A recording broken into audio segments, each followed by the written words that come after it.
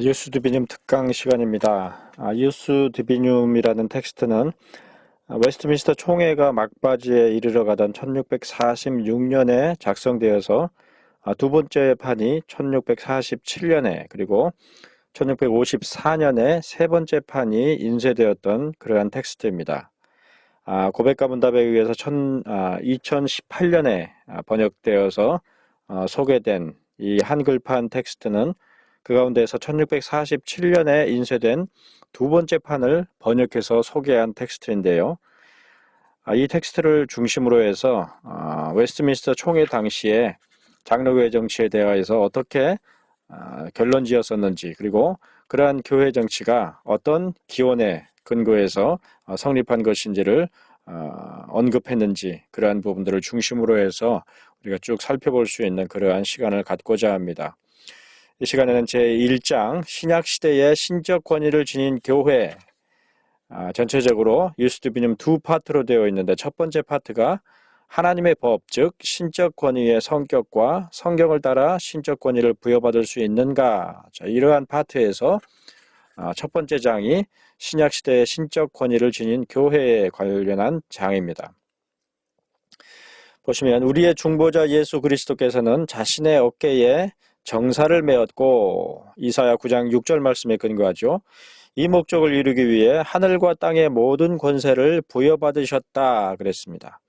마태복음 28장 18절, 그리고 요한일서 5장 22절, 에베소서 1장 22절 등의 말씀에 증거 본문으로 첨부되어 있습니다.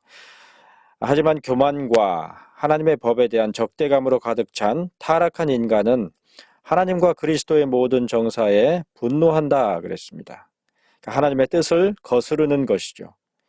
이러한 이유로 모든 시대, 특히 우리가 사는 현 시대는, 여기서 말하는 현 시대는 웨스트민스터 총회가 있었던 그때 당시에 잉글랜드의 그 시대 지평을 얘기하는 것인데, 광범위하게는 오늘날 우리 시대에도 동일하게 적용되고 있는 그러한 시대라고 할 수 있겠죠.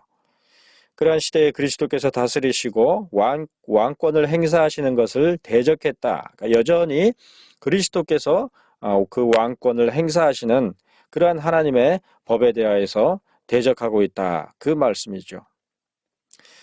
하나님의 말씀에 따라서 교회 정치를 개혁하겠다고 하나님께 서약한 이후에도 당시 잉글랜드에서는 이러한 대적 행위들, 예컨대 논쟁을 일삼기 위한 질의와 논쟁, 그럴듯해 보이는 기만적인 행위나 난해한 정책, 그리고 극단적인 이익의 추구와 거칠고 완고한 주장 등 이러한 일들이 오늘날까지도 계속해서 반복되고 있는 것이 교회들의 현실이죠.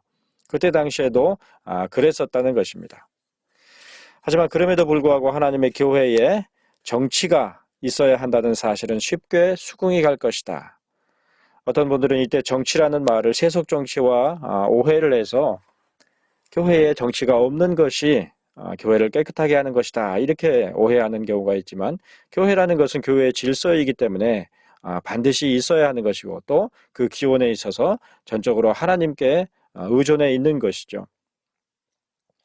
만약에 정치가 없다면 교회는 바벨탑 사건처럼 무질서한 혼란에 빠지게 될 것이며, 세상에 있는 어떤 인간 사회보다 더 끔찍한 상황에 처하게 될 것이다.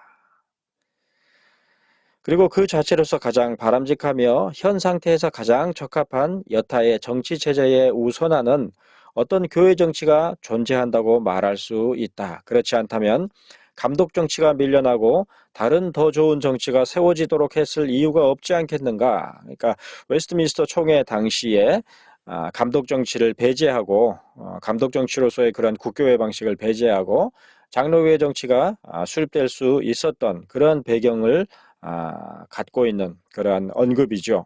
물론 금방 다시 그러한 결정이 번복이 되고 장로교회 정치가 폐지되는 그러한 역사가 있었지만, 분명한 것은 웨스트민스터 총회를 통하여서 결론적인 교회 정치 방식을 장로교회 정치 방식으로 분명하게 채택했었다는 것이죠.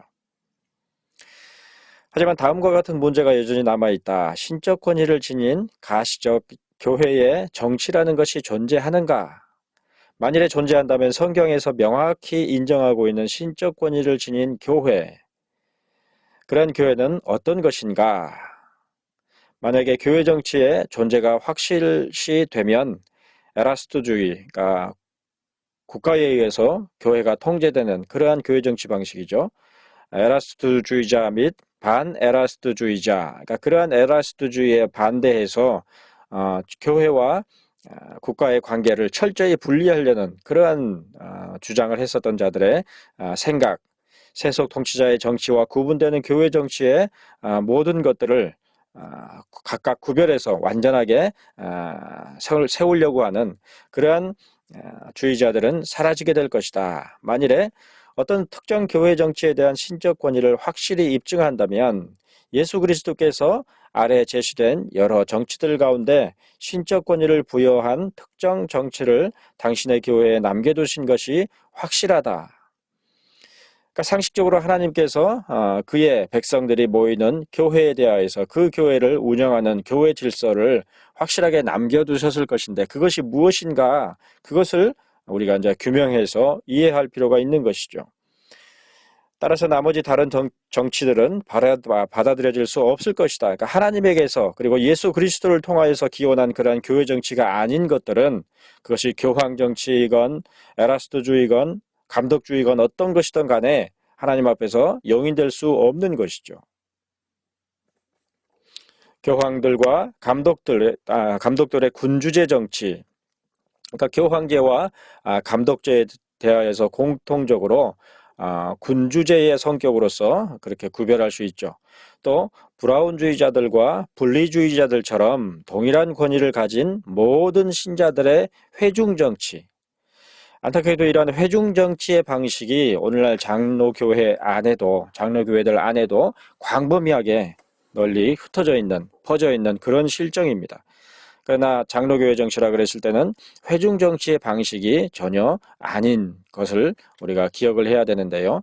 특별히 독립교회처럼 노회에 종속되지도 않고 항소의 도움도 받지 않는 자체적인 단일 회중 내의 장로와 성도들에 의한 호남민주정치, 회중주의 정치 방식이 이러한 호남민주정치 방식이라는 것이죠. 반면에 장로교회처럼 상회에 종속되지만 상회에 대한 항소권이 있으며 성도를 제외한 노회나 교회 치리자들에 의한 순수 귀족 정치 등, 이렇게 대략적으로 세 가지 종류의 교회 정치 방식을 언급을 하는데요. 그러니까 귀족 정치라 그랬을 때에 대표자의 성격, 그리고 하나님 앞에 일꾼들로 교회의 직원들을 이렇게 별도로 구별해서 세우는 그러한 방식이라는 점에서 순수 귀족 정치 방식이 장로교회 정치 방식이다. 그리고 그러한 개별 장로교회, 지교회라 그러죠. 그러한 지교회들이 노회에 충분히 종속되어 있는 그러한 성격으로서 교회 정치로 운영되는 것이 바로 장로교회 정치 방식이라는 것이죠. 그에 반하여서 철저히 독립된 회중 중심의 교회 정치 방식을 지향하는 것이 바로 회중 정치이죠. 자, 그러므로 교회 정치의 신적 권위에 관한 문제들을 명확하고 신속하게 처리하기 위해 다음과 같은 일반 명제를 제시한다 그랬습니다. 그 명제는 성경은 신약 시대의 가시적인 그리스도의 교회에는 신적 권위가 부여된 정치가 있었음을 선언한다 그랬습니다. 자, 이 사실은 고린도전서 12장 28절에 명확히 드러나 있습니다. 하나님의 교회 중에 몇을 세우셨으니 첫째는 사도요, 둘째는 선지자요, 셋째는 교사요, 서로 돕는 것과 다스리는 것을 위하여서, 이렇게 언급한 이 구절에는 다음과 같은 사항들이 분명히 드러나 있는데, 첫째로 사도는 가시적인 교회를 언급하고 있다는 점입니다. 그러니까 우리의 눈에 분명하게 드러나는 그러한 가시적 교회에 대해서 언급하고 있다는 것이죠. 그 이전, 그러니까 고린도전서 12장 7절로 12절에서 성령의 가시적인 은사들과 나타나심을 말했는데, 이는 모든 지체들로 이루어진 이 교회에 유익을 주기 위함이라 했기 때문이다. 또한 사도는 하나님의 이 교회를 보이는 여러 지체들로 이루어진 가시적인 하나의 유기체에 비유하고 있다. 16절 이하에서 그렇게 언급하고 있다는 것이죠. 그러니까 그런 유기체적인 성격 가운데서 교회가 우리의 눈에 가시적으로 드러나게 되는 것이죠. 그리고 28절에서 이 교회의 가시적인 여러 직원들, 직분들을 열거하고 있다. 자, 두 번째로 사도는 가시적인 하나의 보편교회를 말하고 있다. 왜냐하면 여러 개별교회들이 아닌 단수 형태인 교회를 언급하고 있기 때문이다. 테 에클레시아 이렇게 헬라어로 되어 있죠. 게다가 여기서 사도가 말하는 교회란 성령의 모든 은사들, 모든 지체들, 비상직원들이나 일반 직원에 상관없이, 그러니까 비상직원이라는 것은 우리가 흔히 초대교회라고 하는 주후 1세기에 교회가 설립될 그 당시에만 임시적으로 필요했던 그러한 교회의 직원들을 지칭하는 것이고, 일반 직원이라는 것은 통상 직원들이죠. 그 이후로도 계속해서 항존적으로 교회에 반드시 필요한 그러한 직분자들을, 그러한 자들을 포함하는 보편교회를 가리키는 것이 바로 고린도서에서 얘기하고 있는 교회의 가시적인 측면이다라는 것이죠. 즉 고린도 교회가 어느 특정 교회가 아닌 이 땅에 있는 하나의 보편교회를 나타내는 그러한 의미로서 언급한 것이라는 것입니다.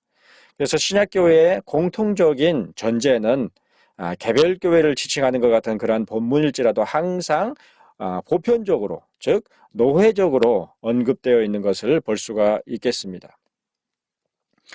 자, 세 번째로 여기서 의미하는 가시적인 보편교회는 구약시대가 아닌 신약시대에 속한 그리스도의 교회다. 이 점에서 이제 구약교회와 신약교회가 구별이 있는 것이죠. 그러니까 구약시대에 교회가 없었다는 말이 아니라 신약시대에 비로소 교회가 설립됐다는 그런 말이 아니라 구약시대의 교회와 신약시대의 교회가 구별되는 성격이 있는데, 구약시대의 교회에 비하여서 신약시대의 교회는 훨씬 더 가시적이고 훨씬 더 교회론에 충실한 그러한 교회로서 드러나게 된 것이죠. 자, 이는 사도가 신약시대의 직원들만 언급하고 있기 때문이다 그랬습니다. 28절에 언급되어 있죠. 자, 네 번째로 신약시대의 가시적인 보편교회에는 다스리는 자가 세워져 있다. 사도와 선지자, 교사 외에도 이들과 구분되는 다른 부류의 직원을 이곳에서 언급하고 있는데, 이는 추상적인 용어로 다스리는 것들이라고 불린다. 그러니까 다스림의 직분들이라는 말이죠. 이는 조타수, 항해사, 선장 등의 용어에서 따온 비유적인 단어로서 이런 조타기, 나침반이나 케이블이나 기타 도구들로 이루어진 그런 배를 조향하는, 방향을 설정하는 그러한 조타기를 의미하는 그런 말에서 유래한 것이다. 이렇게 설명을 하고 있습니다. 자, 그래서 다스리는 것들이라 불리는 이러한 직원들은 교회라는 영적인 배를 다스리고 조정하는 능력을 지닌다. 따라서 테오도르 베자는 다음과 같이 말한다. 치리 및 교회 정치를 맡은 자들인 장로들을 임명한다. 그러니까 이런 점에서 장로들은 그 교회라는 배를 운용할 수 있는 능력을, 조타력을 지닌 자, 방향을 설정할 수 있는 그런 자를 세워야 되는 것이죠. 아주 중요한 직분인 것입니다. 돈이 있거나 시간적인 여유가 있거나 또 교회에 오래 출석했기 때문에 세울 수 있는 그런 직분이 아니라 반드시 교회를 운영할 수 있는 능력을 구비한 자로서 세워야 하는 것이 장로라는 것이죠. 다시 말해서 만약 장로들이 교회에서 다스리는 권한을 부여받지 못한다면 그들을 교회에 다스리는 자로 임명하는 것은 매우 부적절할 것이다 그랬습니다. 현대교회에 특히 장로교회 안에서조차도 이러한 예들이 비일비재하죠. 담임 목사 중심으로 교회가 운영이 되고 장로들의 치리의 기능을 제대로 수행하지 못하는 그러한 교회의 모습이 장로교회로서 있는 것을 오늘날 얼마든지 찾아볼 수 있는데, 그러한 것은 전혀 장로교회다운 또 하나님께서 세우신 그리고 그리스도를 통하여서 세워진 그러한 교회의 운영 방식이 아닌 것이죠. 더구나 이러한 문제를 세속 통치자의 판단에 맡길 수도 없다. 에라스트주의죠. 그러니까 국교의 방식으로서 왕에 의해서 혹은 위정자들에 의해서 교회가 통치를 받을 수도 없다는 말입니다. 분명히 구별이 있는 것이죠. 사도 바울이 고린도전서를 쓸 당시에 교회에는 분명히 다스리는 자가 있었지만, 치리자가 있었지만 교회를 보호할 세속 통치자는 없었다. 그때 당시에는 그랬다는 것이죠. 과연 언제 하나님께서 교회의 이러한 권위를 세속 통치자에게 넘겨주었단 말인가? 교회의 보호자는 오직 그리스도시죠. 교회의 통치자도 오직 그리스도시고, 그러므로 장로들은, 교회의 치리자인 장로들은 그리스도께서 교회를 어떻게 통치하시는 것이 마땅하다고 가르치셨는지를 분명히 아는 자들이어야 되는 것이죠. 자, 게다가 여기서 열거된 다른 모든 직원들은 순전히 교회의 직분자들이다. 그렇다면 고린도서에서 언급하고 있는 모든 교회 직원들이 교회의 직분자들이지 세속 정치의 그러한 직분들을 언급하고 있는 것이 아니란 말이죠. 자, 그렇다면 정치라는 미명하에 세속 정치의 통치자를 그와는 전혀 성격이 다른 교회 직원들의 명부에 올리는 것이 얼마나 터무니없고 모순되는 일이겠는가. 지금은 이러한 일이 없지만 웨스트민스터 총회 당시만 해도 국교회 방식이 채택되어 있었기 때문에 그런 일들이 있었던 것에 대한 분명한 비판이죠. 마지막으로 세속 통치자는 그리스도의 교회를 다스리는 자이기는커녕 가시적인 교회 회원도 아니다. 그러니까 공식적인 회원이 될 수 없는 그런 자들이 역사상 비일비재했죠. 만일에 회원이라고 한다면 모든 이방 통치자들까지도 교회의 회원 자격을 갖게 될 것이다. 그러니까 국교 방식을 채택하게 되면 신앙에 있건 없건 왕이 된 자 또 통치자로 세워진 자가 교회에 대하여서도 통치권을 행사하게 되는 그런 일이 벌어지게 되는 것이죠. 자, 다섯 번째로 보편교회에 정해진 정치는 신적 권위를 지닌다. 이때 신적 권위란 말이 바로 이우스 디비눔이라는 것이죠. 사도, 선지자, 교사뿐 아니라 다스리는 자에 대해서도 다음과 같이 기록되어 있다. 하나님께서는 교회에 저들을 두셨다. 하나님께서는 교회에 저들을 두셨다는 아람어로 constitute 이렇게 표시되는데 구성하고 임명하였다라는 의미라고 배자가 주석한 것을 볼 수가 있는데요. 그러므로 이제 저들이 교회 안에 직책을 맡고 하나님께서 저들을 교회 안에 두셨다면 교회 정치를 위한 신적 권위가 명백히 존재함을 입증한다. 그러니까 장로교회 정치의 방식, 장로라는 치리자를 세워서 교회가 다스려지도록 하는 방식이 하나님에게서 기원한 그리고 그리스도를 통하여서 제정된 그러한 교회의 통치 방식이다, 치리 방식이다. 이게 명백하다는 것이죠. 유스 디비눔으로서. 자, 고린도 후서 10장 8절을 근거로 한 부연 설명이 있다. 주께서 주신 권세는 너희를 파하려고 하신 것이 아니요 세우려고 하신 것이니. 자, 여기서 언급한 내용을 보면 다음과 같다. 교회 정치를 위한 교회의 권세나 권위가 분명하게 있다는 것이죠. 두 번째로 이 권세의 목적은 적극적으로 교회를 세우기 위함이요 부정적으로는 교회를 파하기 위함이 아니라는 것입니다. 세 번째로 이 권위의 저자이신 근원이 되시는 주 그리스도께서 이 권위를 주셨으며 교회의 치리자들에게 분배하셨다. 따라서 교회는 신적 권위를 지닌다. 이러한 교회가 되었을 때에 신적 권위를 지닌 교회가 되는 것이죠. 그리스도께서 부여하신 그 권위에 따라서 교회가 치리될 때에. 네 번째로 이러한 권위를 부여받은 적합한 자들, 즉 우리의 권위자인 교회의 치리자들은 교회와 교회 정치를 위해 권한을 부여받은 자들이다. 그러니까 그런 의미에서의 수종적인 권한을 부여받은 자들이라는 것입니다.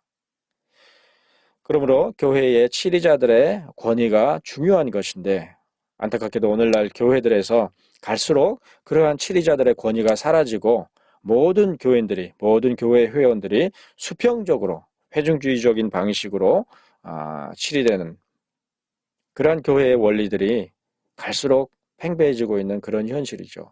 심지어 장로교회 안에서조차도. 자, 이러한 내용들과 비교해 볼 성경 구절은 다음과 같다. 데살로니가전서 5장 12절 말씀, 그리고 마태복음 16장 19절로 20절, 그리고 18장 18절, 또 요한복음 20장 21절로 23절 말씀 등을 통하여서 우리가 비교해 볼 수 있다라고 되어 있습니다. 이후에 좀 더 분명히 드러나겠지만 성경 여러 곳에서 교회 정치의 신적 권위를 명백히 증거하고 있다. 그러나 위 사실만으로도 이 보편적인 명제를 확증하기에 충분하다. 이렇게 갈무리하고 있습니다. 한마디로 하나님의 법, 즉 신적 권위의 성격과 성경을 따라 신적 권위를 부여받을 수 있는가